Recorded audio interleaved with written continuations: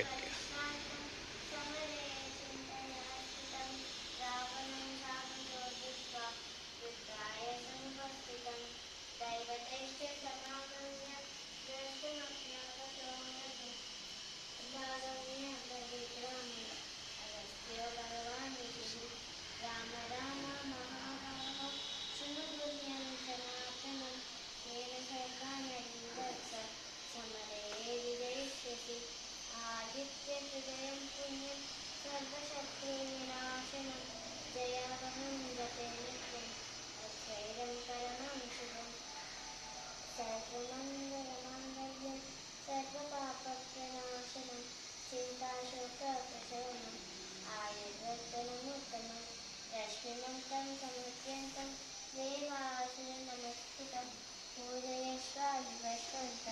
భాస్కరం భువనేశ్వరం సర్వదేవాత్మకో ఏష తేజస్వీ రశ్మిభావనః ఏష దేవాసురగణ లోకాన్ పాతి గవస్తిభిః ఏష బ్రహ్మాశ్చ విష్ణుశ్చ శివస్కందః ప్రజాపతిః మహేంద్రో దనుదః కాలో యమः సోమో యపాంపతిః పితరో వసవः సాధ్య యస్మినో మరుతో మనుః వాయుర్వహ్నిः ప్రజాప్రాణः ఋతుకర్తా ప్రభాకరः.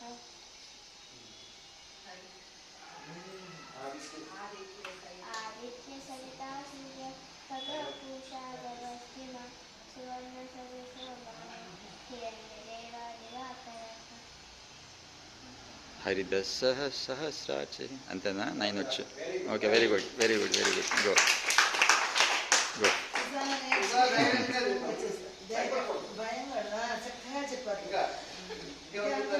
నెక్స్ట్ చార్వి తల్లి, నువ్వు చెప్తున్నాను. కమ్, నీకు వచ్చి నీ చెప్పు. నీకు ధృతరాష్ట్ర ఉవాచ వచ్చు కదా భగవద్గీత ఫస్ట్లోకి, అది చెప్పు. కమ్.